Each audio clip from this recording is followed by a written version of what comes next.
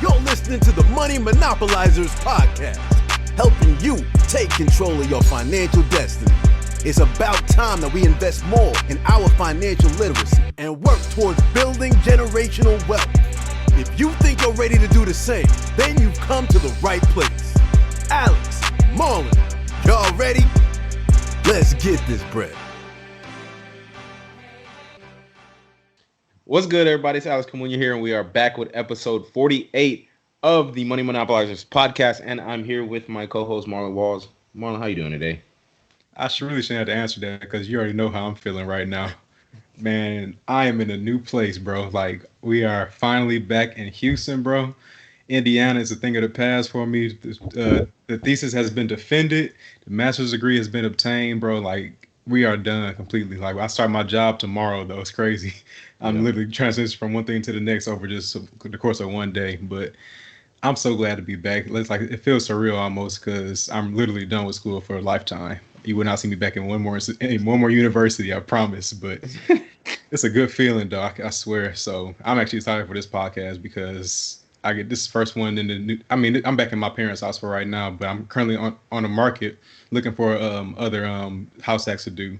And also, I forgot to mention, I don't think I told you this. I got an offer on my house yesterday as well. Like literally right before I got on the plane, I got an offer. Okay. So that house is going to be sold in Indiana already. And my last thing of my big four is just find another place. So I'm actually going to meet up with my agent probably tomorrow, and we're going to look at a couple more. So it was moving along. You said what? Asking? It was above asking? It was pretty much $100 at asking. So it was like above asking because, you know, everything listed at $9. Or so like $149.9. They offer $150. So okay, we good to go.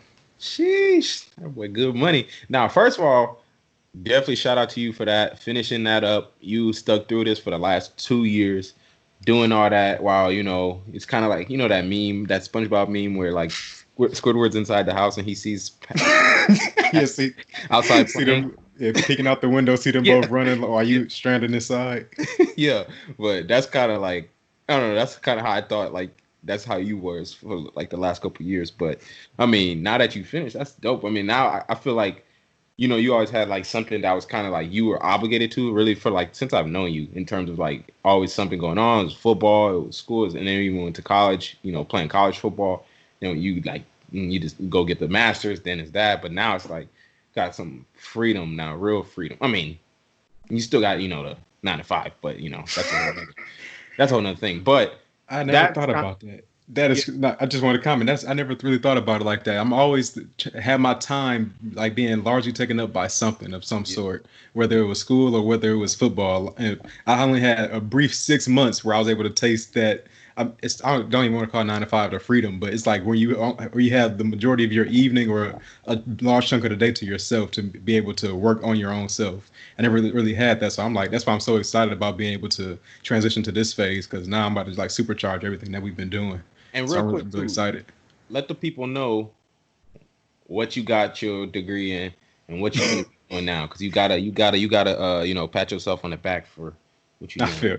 Yep. So Master of Science in Mechanical Engineering from Purdue University. Then on top of that, I'll be working at MRI Technologies. That's Mathematical Research Incorporated. They are a subcontractor for NASA Johnson Space Center. And so working as a mechanical design engineer for lunar space tools. So that's dope.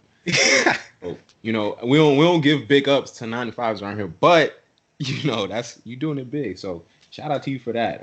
That's definitely a huge thing because now it's like we always say like well, I don't know if we always say it, but your 9 to 5 is like one of the biggest tools that you have to build wealth. And now you have, you know, you're not on that like student, whatever they paid you that research assistantship that half pay for twice the work. yeah, the peanuts that they gave you. So now it's kind of like you good money now. Now like it's full speed now. It's no looking back. Like at this point, it's a wrap now. It's game over. So shout out to you for that.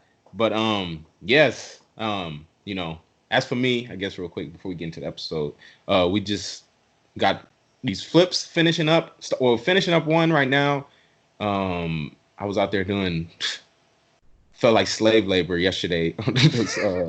You know, fixing it up and stuff. I mean, I was doing landscaping work. I never really like to do it, but whatever. It keeps me humble. So that's why I decided to do it yesterday, just to do some landscaping on that house. So we're gonna have that listed hopefully next week. This contractor, I'm not a fan of him, but whatever. But so hopefully we'll have that listed next week. Starting up another one probably the week after. So that's going well. I'm also I've been looking into like, because obviously for my next house hack, that's going to be next year, but I've been looking into doing a new development for it with a single family house with a back house. I haven't mentioned this yet, but that's just what I've been kind of looking into. And I'm trying to like get all that together I want to try to use private money for that. So, you know, because it's so hard to find those houses with back houses. See, so I'm gonna build my own now. Yeah, why not just build my own? Central AC in the back and also with a built-in washer and dryer unit. Man, it's gonna be hooked up, bro. It's gonna be living good. I mean, I live good in my garage right now, and my other, the other house I have with the back house too. That's a good one too. But I mean, they're hard to find like that. Like you might get 1 year. So I was like, I mean, I might as well just build them. So that's what I'm trying to do. Good way to leverage your 9 to 5 too. You have those connections already in place. Exactly. Instead of worrying about the income, worry about what you can get out of it other than the income. So that's a good way of looking at it. Exactly. And since my 9 to 5 is, you know, I'm a civil engineer. Just for the people that don't know, we design single family master plan neighborhoods. So that's literally what I do at my job is like design the neighborhoods these houses are built on. So it's really like a smooth transition into that. So I'll be able to really leverage that for that.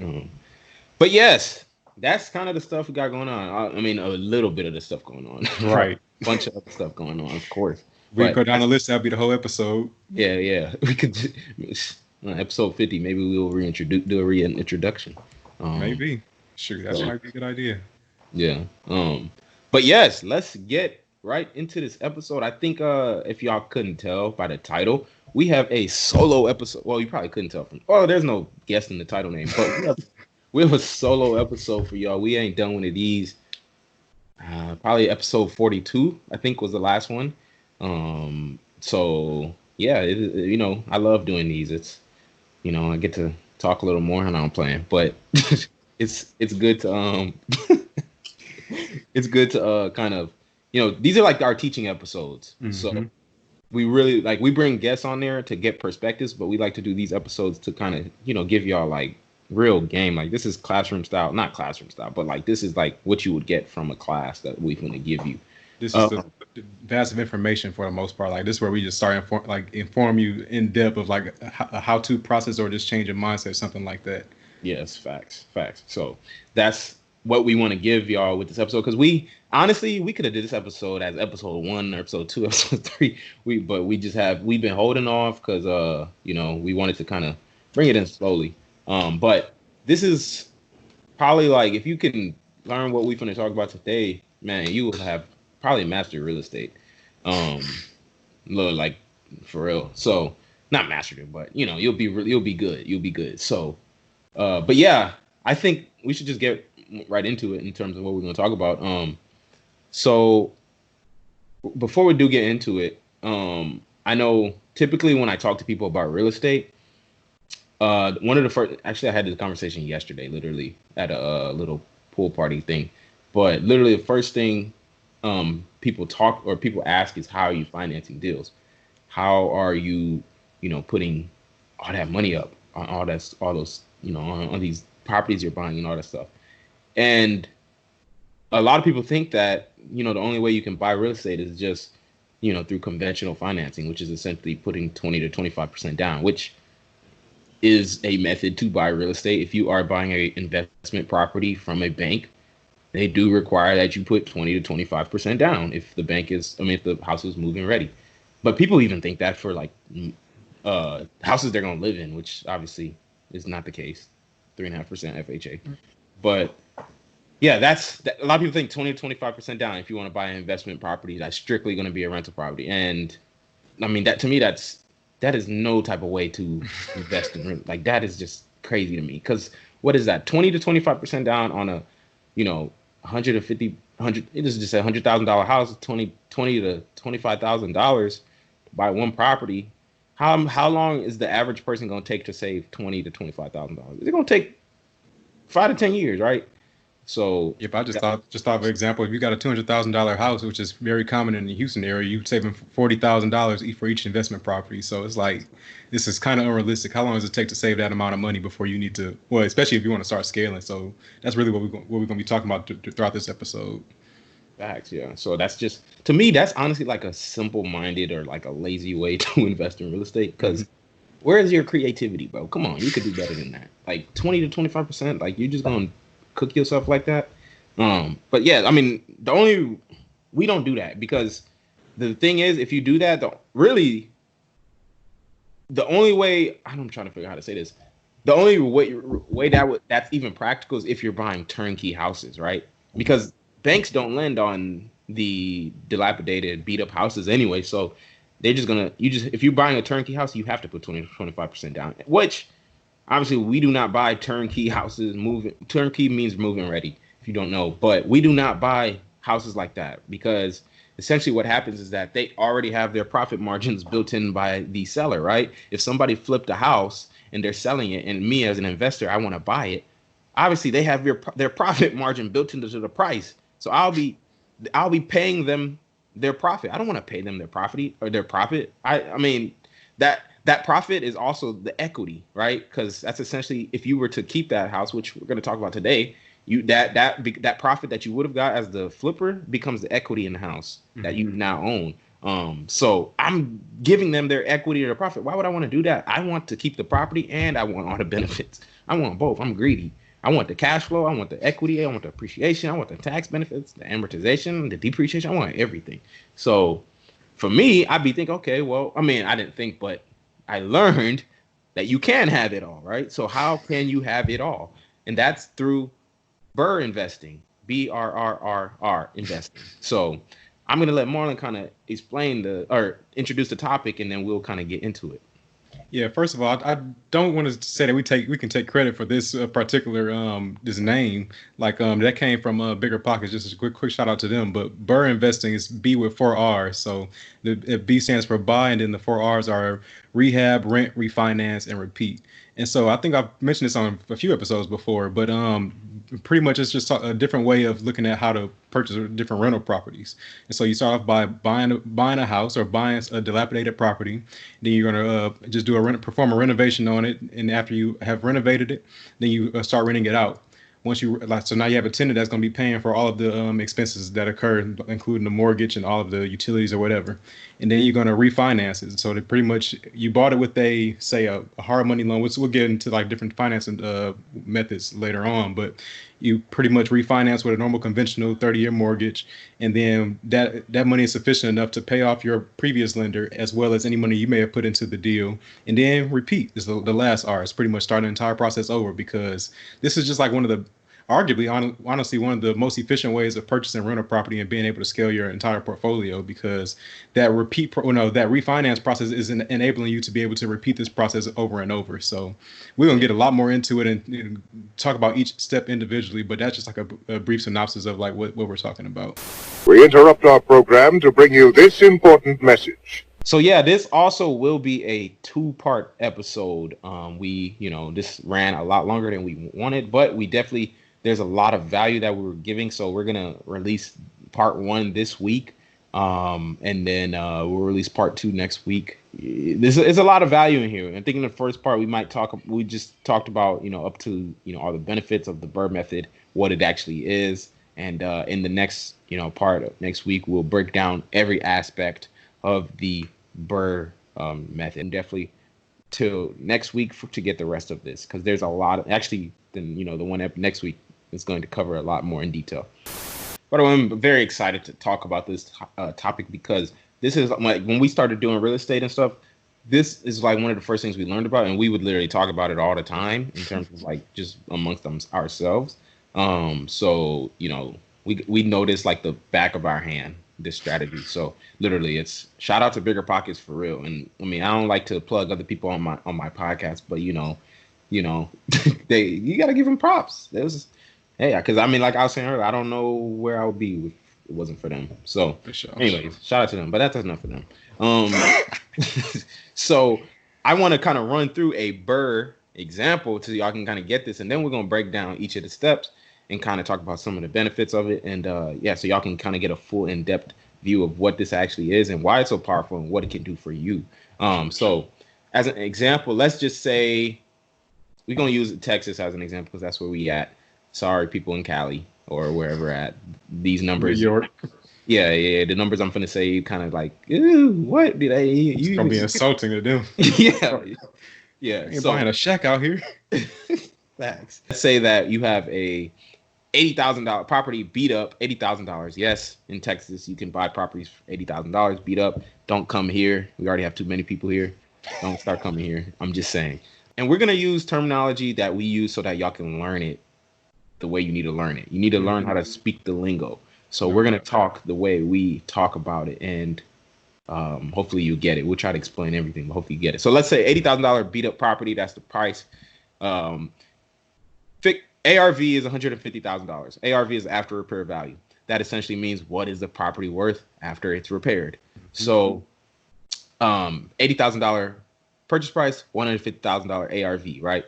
So let's say the repairs to get the property up to the point that it can be worth $150,000 is $30,000. A lot of people think that you would have to put like that set $70,000, to get it to 150, but that would be crazy. That means real estate doesn't work if that was the case. So $30,000 repairs. Let's say that you can rent it, put some tenants in there for $1,300 a month. So that was the buy, $80,000. Rehab, $30,000.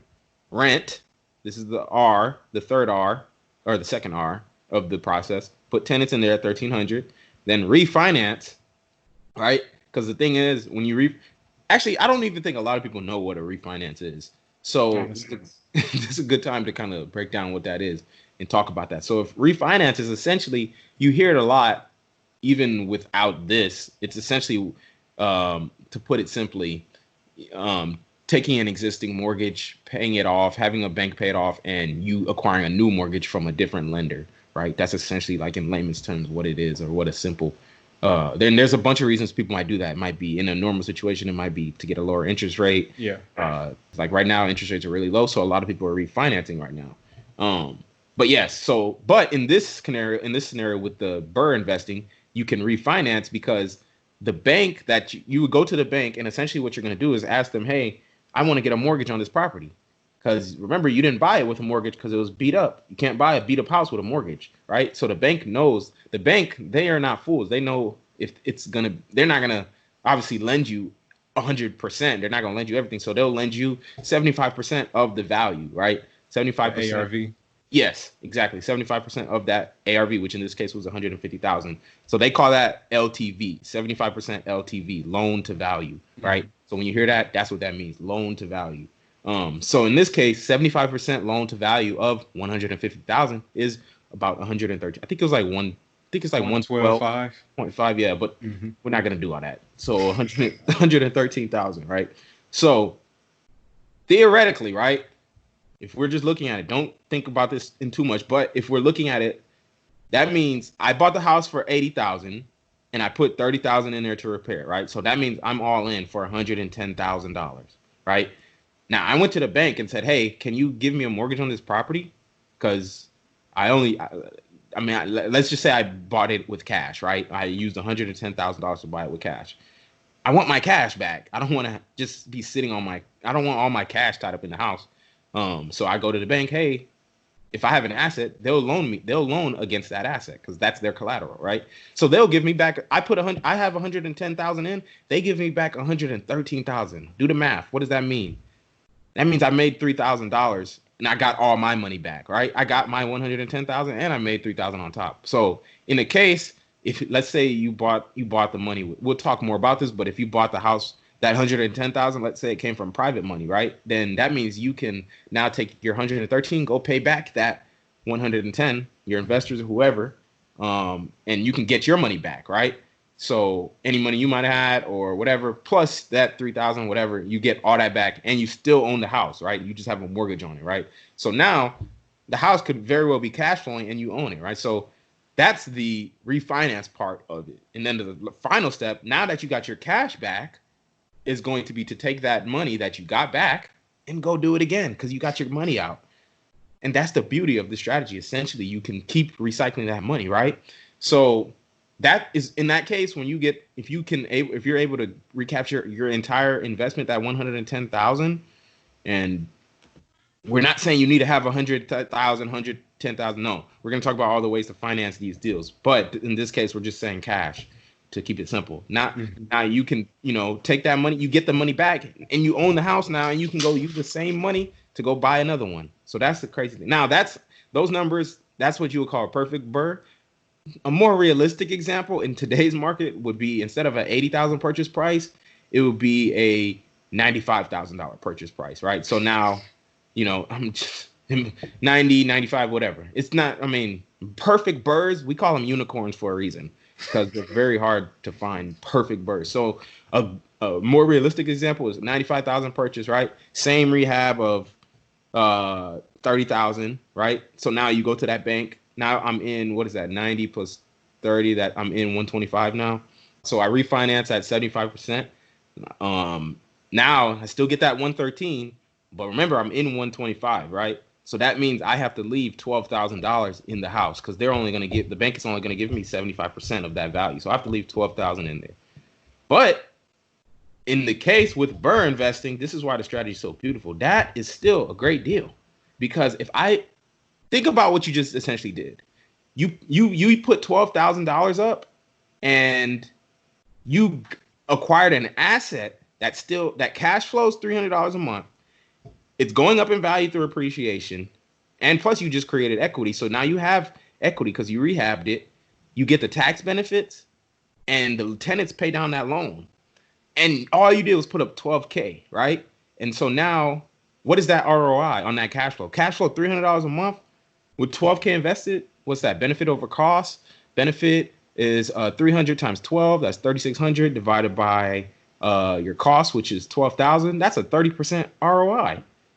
Where are you getting that 30% ROI from, bro? Like, that's a great deal. And that's like when you paid 15,000 above what you wanted to pay.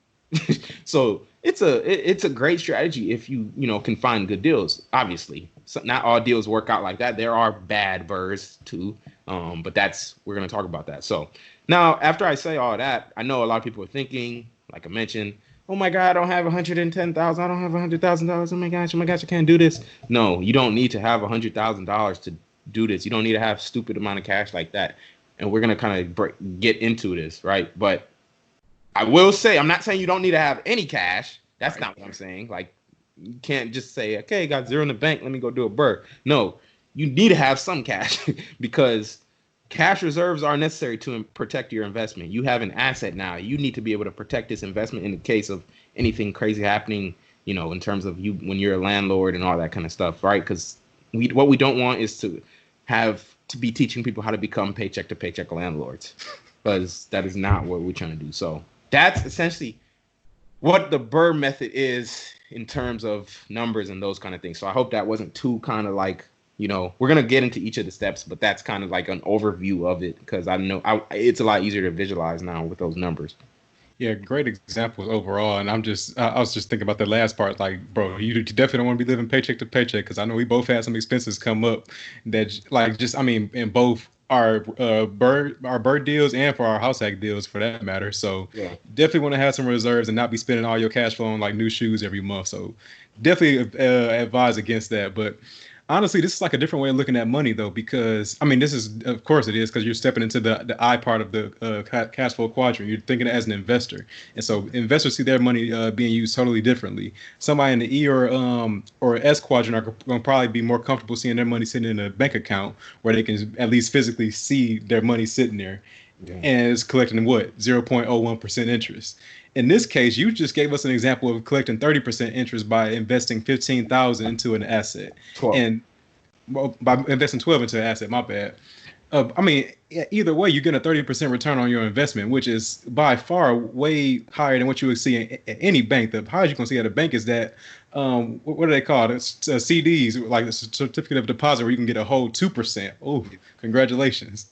Now you're barely keeping up with inflation, but Like that, in essence, this is the beauty of investing in real estate, because you can get much higher returns, and especially with using the BRRRR strategy. And then I think another key point that you mentioned earlier is that the rehab cost that a house takes does not have to bring it up to like it doesn't have to be equal to what the ARV of the house is. So the difference between the ARV, that means after repair value, and the purchase price does not have to be what the renovation costs are. So just a concrete example like what you gave, I think you mentioned a purchase price of what 80K for instance. Yeah. And then you said ARV was 150K. That doesn't automatically mean that the renovations in order to get it to the ARV of 150K is 70K.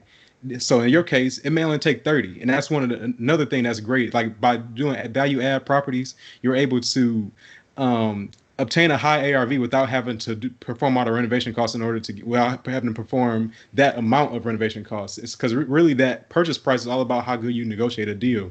Like you can get that purchase price down to 20K if you want to. Yeah. That doesn't mean a renovation costs 130K. It's still the same 30. It's just about how good of a deal you make out of that purchase price. Great point. Great point. So I kind of want to talk about some of the benefits now of the BRRRR investment before we get into each of the actual BRRRR. I want to talk about, some benefits of BRRRRing and why this is the way to invest in rental properties. Because by the way, I'll talk about it towards the end, but this works on any type of property, right? So whatever the case may be, single families, multifamilies, heck, even apartment complexes. This works on everything. But yeah, as far as the benefits, I think the biggest, to me, the largest benefit is the fact that, you can have an extremely high or even infinite ROI, right? Because, well, again, we're using these terminologies. I think I want to kind of explain what that is, right? ROI, return on investment. If you want to be a real estate investor or any type of investor, you need to know what that is. That in simple terms, that's essentially the profit that you make based on the amount of money that you have invested, right? I usually think of it in terms of benefit over cost, because the first time I learned about it was in engineering economics in college. Ironically, I guess I did learn something from school. But he always said benefit over cost. Mm-hmm. So that's a very intuitive way to think about it, right? The benefit is what you are the amount that you are profiting, not what you're making, what you're profiting, annualize. So per month, you take that amount that you make per month, annualize it, which means over a year. So you multiply it by 12 and divide that by what it cost you to get that, right? So if I asked Marlon, would you take $300 in cash flow? What would you say? Depends on how much is invested in order to get that. Exactly, right? So if I said, okay, you can have $300 in cash flow, but I need you to put up $1 million. I'm about to say the same thing. Nope, I'm out. Leave that in the bank. But if I said, okay, I just need you to put up $1, I got you. Working out sign. We good money, right? Like, that's essentially what that means. So people need to understand it and think of ROI in that terms, right? Think of it, and in this case, we're talking real estate cash flow off of a rental property. So that $300 a month I was referring to, multiply that by 12, divide that by the amount you invested, and that gives you your ROI. In that case, it was 30% because I was $3,600 over 12. Simple math, right? 5th grade math. But in the case that was with 12,000, if I had to leave 12,000, and remember, right, the first way I said it was if you had 80,000 purchase price, right, and you was able to pull 3K out, let's forget even pulling money out. If you were able to get everything out that you invested and still cash flow $300 a month, that is what we call an infinite investment, infinite ROI. Infinity, literally, the way you represent it is with the infinity sign. We don't just say infinite ROI. You literally use the infinity sign. That's essentially what that means, right? And that's the power of the BRRRR. And even in that case, if you pulled out that 3K, I don't even know what you would call that. Like, what goes beyond infinite ROI? We're literally like breaking the barriers of wealth building with the BRRRR method, because you can essentially, you create money out of thin air. That's essentially what that is. You literally, I don't know, maybe you call it phantom income. Robert Kiyosaki mentions that a lot, but I don't know if that applies in this case. But that's crazy, bro. Like, you can pull cash out of midair. Like, I literally pulled that out of nothing. So, I mean, look, that's kind of that's how you should be thinking about ROI. And that's one of the, I think, the best and the one of the biggest benefits of BRRRR investing. Yeah, just to comment on that, like I think I want to just like to further explain what you were trying to say. So in the case where you invested, where the purchase price was 80,000 and you the renovation costs were 30,000, you are all in, meaning that purchase price plus rehab is 110,000.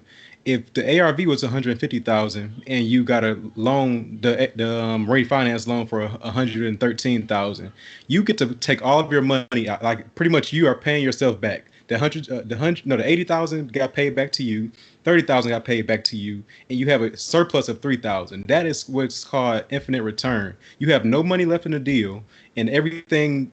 So the loan covered all of your expenses. So now all that money's back, but you have a cash flowing asset that's pretty much giving you an extra $300 each month on top of the 3,000 you already took out. And remember, you have no cash invested. So what's any number over zero, meaning benefit over cost? Any number over zero is infinite.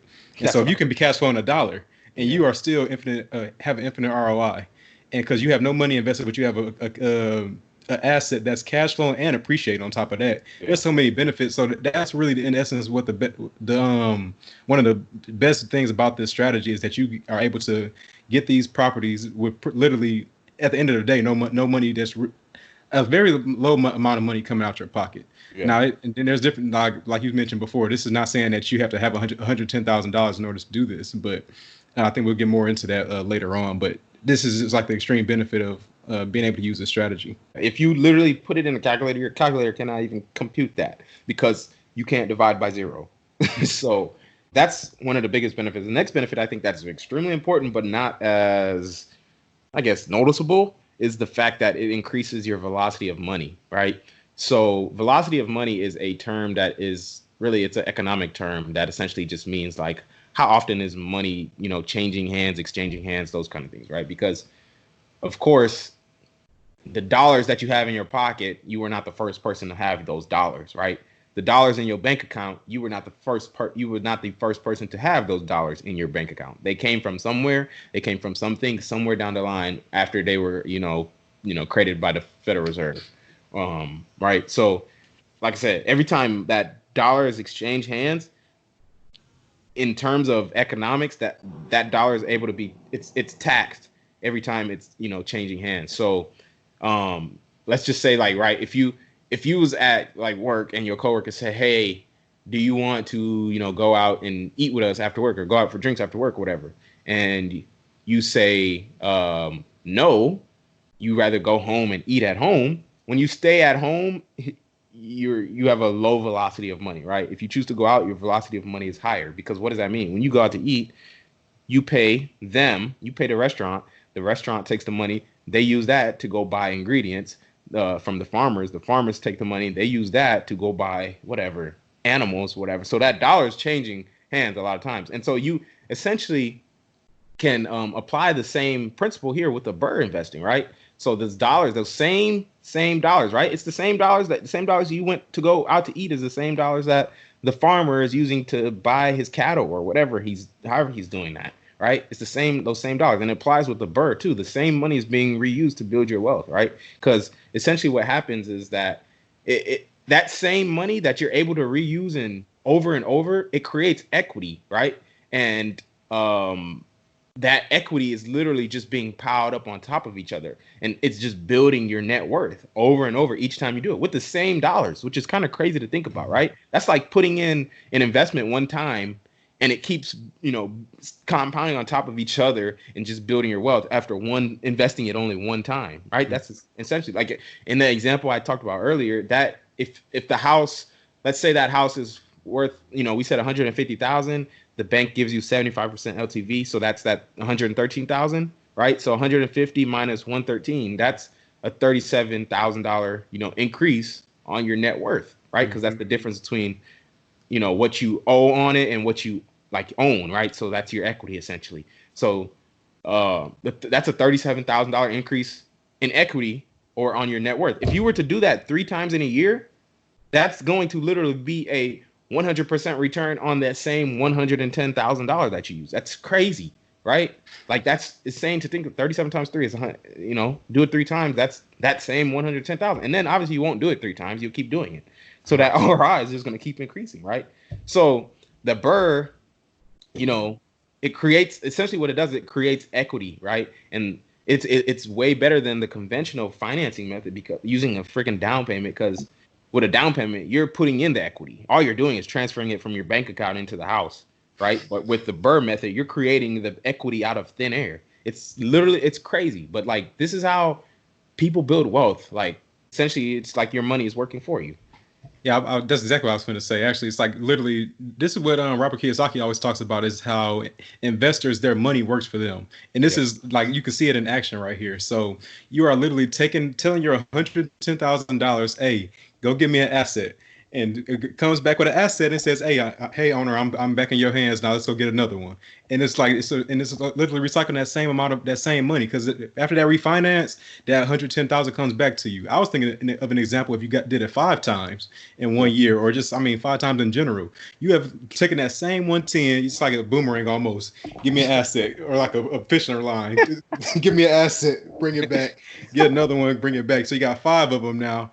And literally, if each one have the same exact metrics, you cash flowing $1,500 a month, and you have invested $0. Yeah. And you still had that same one. If you want to get fish for another asset, go get you another one. And so, in essence, what this is doing is allowing you to achieve financial freedom at a much quicker pace, as opposed to if you were saving up that $20,000. Let's go back to the example I used earlier. That $200,000 house, if you try to save up that $40,000, that may have taken you 2 years. And you're literally fishing with this 110 every couple months. Yeah. And so, that's why you talking about, the way I'm looking at it, when you talk about velocity, it's like, how fast are you able to start scaling your way toward financial freedom? So this is why we can say things like we trying to be financially free in 5 years versus somebody else who's using the let's put 20% down method. They may take like 30 years to do something to obtain the same amount of wealth. Like if you're comparing the time frames, like it's just way different. So that's why this method is so much better than the traditional way of buying rental properties. Yeah, facts. That's crazy, and that's a really good analogy. Thinking of like the boomerang too, or the fishing line. Like literally, hey yo, I need that asset. With that same money, you just keep throwing it out and keep bringing it back. I love it. And bro, it's just crazy. Like, come on now, we giving y'all this game. Y'all gotta go ahead, take a minute right now. Let me get a 5-star, rating right now. You take a 5-second pause. Go ahead, let you scroll down. Give us a 5-star rating on that.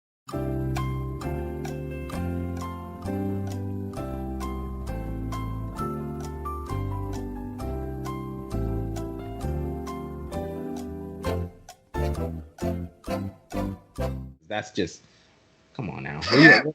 Come on now. We just giving out the game now at this point. But yeah, that's like, I think too, even thinking past that too, because there's probably 1,000 benefits for this thing. We're not gonna talk about all of them, but I think another one real quick too could just be, the fact that it reduces like your risk significantly in terms of like, in the case of anything happening when you compare it to the conventional method of 25% down, right? Because think about it.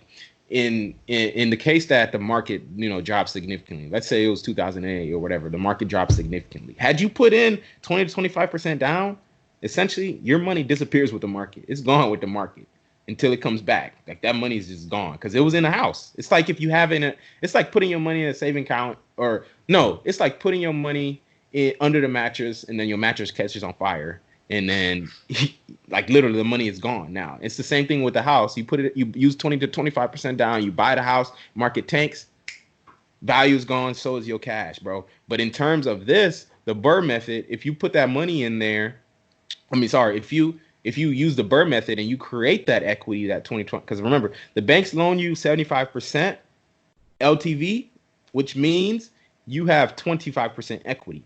Right. So that's essentially the same thing as putting a 25% down payment down, except with the BRRRR, you created it out of thin air. You didn't have to, unless you use your own cash. Right. You didn't have to put your 20 to 25% down. Right. But in that case, if the market tanks when you BRRRR'd it, that's fine. As long as the property cash flows, goodbye market. I don't care. Let me know when you back so I can see what my net worth will be back. But in that, as long as the property cash flows, bro, we good money. We gonna sit and wait until the market comes back up. It's just like the stock market in that case, right? You don't panic sell when everything dips. You'd be a fool. Like you literally would be a fool to do that. So buy high, sell low. Exactly. So it's the same thing with real estate. You just sit in there. But now, if it's not my money, my equity disappears. Whatever. I'm still cash flowing. I'm still financially free. My life didn't change at all because it's not like I was living off the equity. So that's one reason I don't think that it's even like, people talk about all the stuff that can go, because there's a lot of people that are opposed to the BRRRR method. But I think. I'm not going to say my comments on that. But anyways, that's kind of what I feel about it in terms of risk. And even too, when we talk about risk too, I think about how because essentially what happens when you're doing like flip, you're almost like not flip finishing, but you're doing upgrades as if you were flipping this house, right? So like you're with these, you're rehabbing, because you have to be buying houses that are beat up, that even banks won't loan on them. So in order to get them livable, obviously you have to put a significant amount of money and work into the rehab, right? So that means like further down the line, since you were upgrading everything, there's less chance that like you'll have capital expenditures, like those big ticket items going broke, like the roof or the HVAC or the plumbing or the electrical, like all of that stuff is going to be essentially, depending on what level of rehab, but most things will be like brand new if you did it right. And you'll know what you have put in there too. It's not like, you didn't get it from a turnkey company or something, or you just went and bought it turnkey and you don't know what they did. Like, no, you know what you did. So further down the line, since that stuff is new, you'll be good money in the case that, CapEx. So you wouldn't even have to put as much away for capital expenditures. So yeah, those are kind of like, I think, some of the biggest. Another one too could be, I think about this too in terms of the ability to like master every aspect of real estate investing.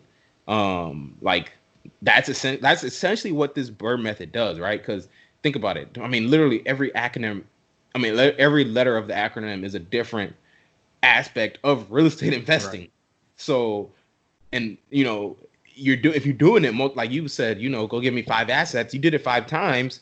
That repetition is key, right? Saving for that down payment, that don't allow you to master real estate. All that do is teach you how to save money and, for a goal. That's all it does, which that's what you want to do. That's fine. But I want assets and financial freedom. So that's what this kind of does, because each aspect of it, the buy, right? It's going to help you master, building relationships with hard money lenders or private lenders or whatever the case may be, right? It helps you master that, teaches you how to identify good deals. The R part, the rehab part, it teaches you how to manage contractors, teaches you how to estimate rehab costs. It teaches you all those things. The rent, it teaches you, how to find and screen tenants. It teaches you, how to manage tenants. It teaches you landlording. It teaches you like a lot of that stuff. Refinance teaches you, how to estimate an ARV, how to find comps. Well, you don't do this at that step, but essentially, it forces you to do this, right? It teaches you, how banks work, all of that, right? And then the last R,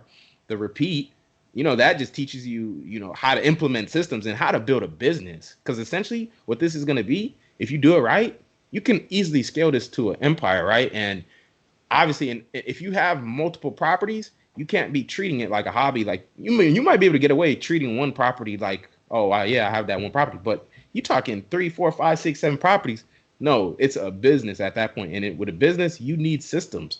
So this teaches you that aspect on how to implement those systems and how to become a master at systems and how to run a business in general, not even just a real estate business, but just a business in general. So those are, I think, the, biggest benefits of the BRRRR strategy. I could have talked 3 more hours about that, but I would spare you. No, this last one really like hit me though, because it's like almost like an internship or like a rotational program that you're going into that shows you multiple aspects of a business, and you can pretty much decipher which ones you like and which ones you don't. Because by going through each of these 5 steps, you can identify all throughout which parts you like the most. Do you like managing contractors? Do you like trying to find tenants? Do you like dealing with banks? Like you get to see all of that type of stuff, and whatever whatever you don't like, you can then be able to first of all experience it, see what you don't like about it, see how to run it properly, and then be able to hire it out and be able to tell somebody else exactly how to run your business. Because if you are going to become a business owner or something like that, I'm hoping that's the aspiration here. If you're going to be doing a lot of these, I hope you're not always doing every single step of every single process, because you're going to be very involved and it's not going to really be automated, or you're not going to be able to remove yourself from the system. So it's going to be very important to at some point start implementing a system, and it's a very key to make sure you know each and every step of the way. That way you can tell somebody else, hey, this is how you do it step by step, and not have any gaps in your methods pretty much. And so it's pretty much, it's just showing you how to delegate tasks, because you are able to see every aspect of the business. And I know you pretty much beat the dead horse when it came to giving all the advantages. I was trying to think of any disadvantages, if there are any. And I know we talk about like people are very anti-leverage, I guess, in a way.